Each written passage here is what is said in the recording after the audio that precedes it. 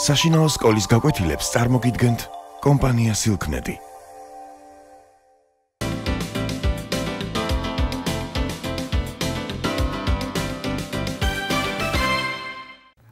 მოგესალმებით, ვაგრძელებთ ჩვენს მეცადინეობებს ბიოლოგიაში და დღეს ისევ ჩვენი მეცადინეობის თემა არის ნერვული სისტემის დაზიანება და დაავადებები. თუ გახსოვთ წინა მეცადინეობაზე ჩვენ შევჩერდით ნარკოტიკების მოქმედებით გამოწვეულ დაზიანებებზე. მაგრამ იმ დღეს ჩვენ ვერ შევძელით ბოლომდე გვესაუბრა იმ შხამიანი ნივთიერებების ან მომწამლელი ნივთიერებების შესახებ, რომელსაც შეუძლიათ ნერვული სისტემის დაზიანება. მოგეხსენებათ, გველის შხამი საკმაოდ დიდ ზიანს აყენებს ადამიანის სხეულს, სიკვდილსაც კი იწვევს, მაგრამ გველის შხამი თურმე სხვადასხვანაირია თავისი მოქმედებით. ზოგიერთი მათგანი სისხლის სტრუქტურას ცვლის და სისხლის შედედებით ან სხვა პათოლოგიით იწვევს ადამიანის მოქმედებას, მაგრამ არის ისეთი შხამებიც, რომლებიც ნეიროტოქსიკური მოქმედებით გამოირჩევიან. ძირითადად ეს ეხება ასპეტისებრთა ოჯახის წარმომადგენლებს. მათი შხამი ნერვულ სისტემაზე მოქმედებს და საბოლოო ჯამში ნერვული სისტემის მოწამვლის გზით იწვევს სუნთქვისა და გულის დამბლას. რა თქმა უნდა, ასეთ შემთხვევაში გადარჩენის ალბათობა ძალიან მცირეა. სწორედ ამიტომაც არის, რომ ასპიტი, კობრა, ეფა და სხვა მრავალი მათი ოჯახის წარმომადგენელი გველები სერიოზულ ზიანს აყენებენ დედამიწის მოსახლეობას. რა თქმა უნდა, ტროპიკულ ქვეყნებში, სადაც ეს გველებია გავრცელებული, ძალიან ხშირია ადამიანის გარდაცვალება მსგავსი უბედურებით. დღესდღეობით შექმნილი არის ისეთი ნივთიერებები, რომლებიც გველის შხამის განეიტრალებას ახდენს და ადამიანს გადარჩენის შანსი აქვს. ყველა იმ ქვეყანაში, სადაც მსგავსი ცხოველები ბინადრობენ, რა თქმა უნდა, სათანადო დაწესებულებებში მსგავსი ნივთიერებები აუცილებლად არის. გარდა ამისა, ბევრი მწერია, რომელიც ასევე ნეიროტოქსინს გამოყოფს და მათ შორის არის ზოგიერთი ობობაც, რომელიც ასევე ნერვულ სისტემაზე მოქმედებს, იწვევს გარკვეული სტრუქტურების დაზიანებას და საბოლოო ჯამში ადამიანის სიკვდილსაც. თუმცა ვერ ვიტყვით იმას, რომ ტოქსიკურ ნივთიერებებს, რომლებიც ნერვულ სისტემას აზიანებს, მხოლოდ და მხოლოდ ცხოველები შეიცავს. რა თქმა უნდა, ასეთი რაღაცეები მცენარეებშიც მოიპოვება. არსებობს მცენარე ლენცოფა, რომელიც სახელითაც კი მიხვდებით, რომ ადამიანის ქცევის საკმაოდ დაზიანებას იწვევს. ადამიანი უკონტროლო ხდება. რა თქმა უნდა, ამ შემთხვევაში მას აღენიშნება გულისცემის გახშირება, სუნთქვის გახშირება, ოფლიანობა, მაგრამ მისი ნერვული სისტემა გამროდებულად მოქმედებს და საბოლოო ჯამში ადამიანი შეიძლება დაიღუპოს, მით უმეტეს თუ კი იგი ალერგიულია.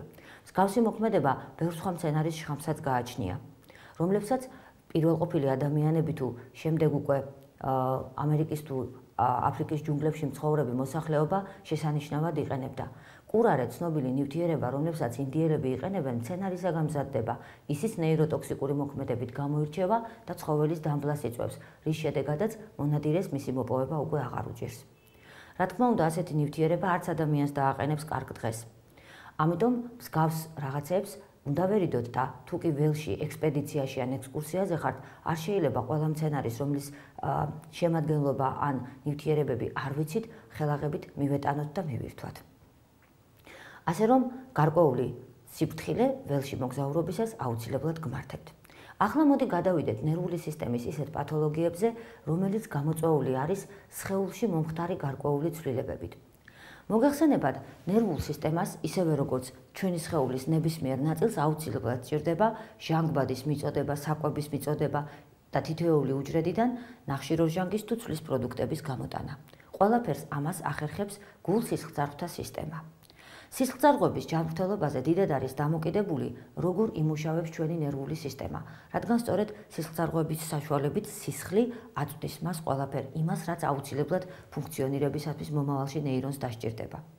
მაგრამ თუ კი რაღაც მიზეზის გამო სისხლძარღვი შევიწროვდა და ეს ხშირად არის არტერიული წნევის, ხშირად კი არა აუცილებლად არის არტერიული წნევის მატება, ამ შემთხვევაში ადამიანს უკვე აღენიშნება თავის ტკივილი.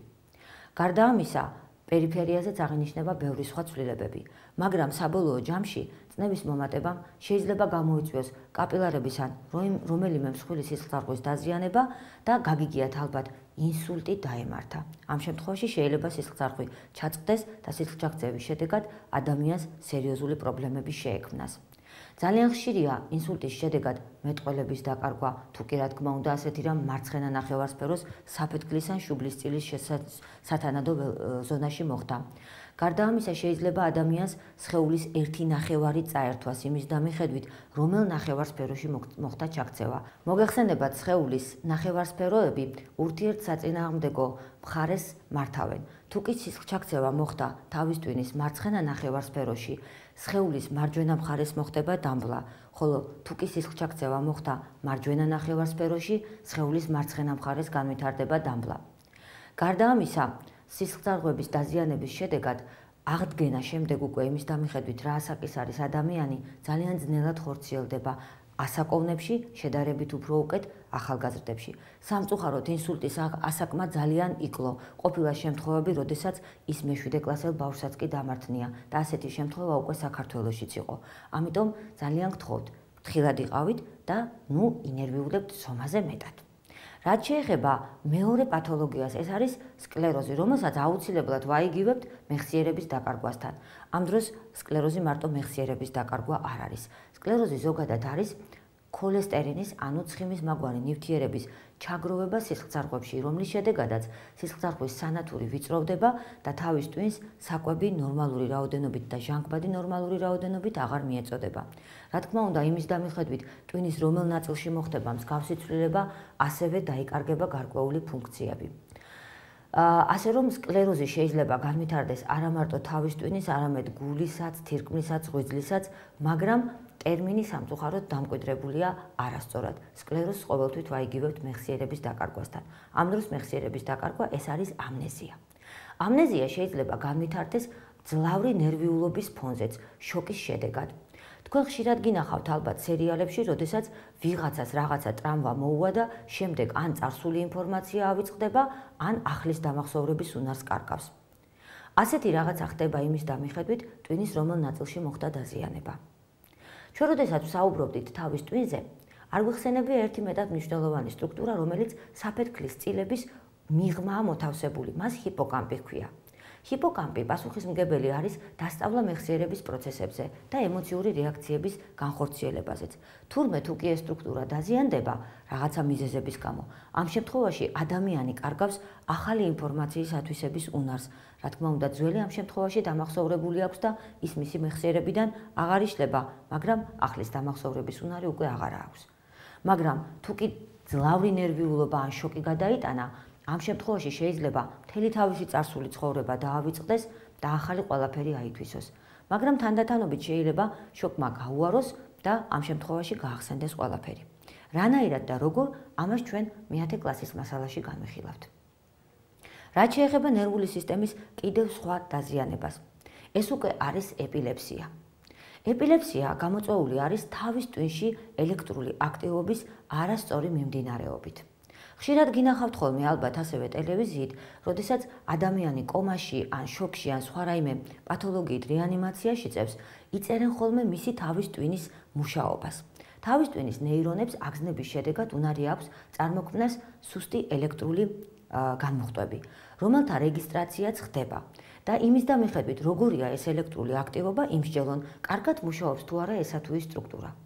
ჯერჯერობით თქვენ ძალიან პატარები ხართ იმისათვის, რომ მე დაწვრილებით აგიხსნათ ეს ყველაფერი, მაგრამ მინდა იცოდეთ, რომ როდესაც ადამიანს ეპილეფსიური გულყრები ეწყება, მის თავის ტვინში წარმოიქმნება ძალიან მაღალი ამპლიტუდის მქონე ტალღები. როდესაც ფიზიკაში სათანადო ინფორმაციას აითვისებთ, შემდეგ უკვე ჩვენ განვიხილავთ ამას ყველაფერს, ეს ალბათ ისევე მე-10 კლასში იქნება. ჯერჯერობით კი უნდა ვიცოდეთ ის, რომ ეპილეფსიით დაავადებულს შეიძლება უცებ დაეწყოს გულყრა. ამ შემთხვევაში ადამიანი აუცილებლად უნდა დავაწვინოთ, უნდა დავაფაროთ თვალებზე, თუ კი ეს ეპილეფსია გამოწვეული არის სინათლის ინტენსივობის ცვლილებით და თუ კი მას დუჟი გადმოდის პირიდან, თავი გვერდზე უნდა დაუდოთ, რომ საკუთარი აი ამ ნაწყევით იგი არ დაიხრჩოს. რა თქმა უნდა, ასეთ შემთხვევაში სასწრაფოდ უნდა გამოვიძახოთ ექიმი და მივმართოთ პირველადი დახმარების ზომებსაც. ეპილეფსიური გულყრები არ არის ისეთი დაავადება, რომლის შედეგადაც ადამიანის შრომის უნარს კარგავს, მაგრამ სასურველია ვიცოდეთ მისი გამოვლინების ინტერვალები, იმისათვის, რომ დაუშვათ ადამიანი იყოს მზად, თავადაც და მის ირგვლივ მყოფებიც, რომ მას ოპერატიულად გაუწიონ დახმარება. ვერც იმას ვიტყვით, რომ ეპილეფსიური გულყრა აუცილებელია თაობიდან თაობას გადაეცეს, მაგრამ ხშირია ხოლმე შემთხვევები, როდესაც ასეთი რამეც აღინიშნება. მაგრამ ხშირია შემთხვევებით, როდესაც ეპილეფსიური გულყრები ყალიბდება ბავშვობაში, როდესაც ადამიანს ძალიან მაღალი სიცხეები აქვს. სწორედ ამიტომ ეშინია თქვენმშობლებს მაღალი სიცხის ფონზე რაიმე არ მოუვიდეს ბავშვს, მათ შორის თუნდაც გულყრების მაგვარი ცვლილებები თავის ტვინში. ამგვარად ჩვენ განვიხილეთ ნერვული სისტემის დაავადებები და ვიმსჯელეთ იმის შესახებ, თუ როგორ შეიძლება თავიდან ავიცილოთ ზოგ-ზოგიერთი მათგანი მაინც. გმადლობთ ყურადღებისათვის, მომავალ შეხვედრამდე.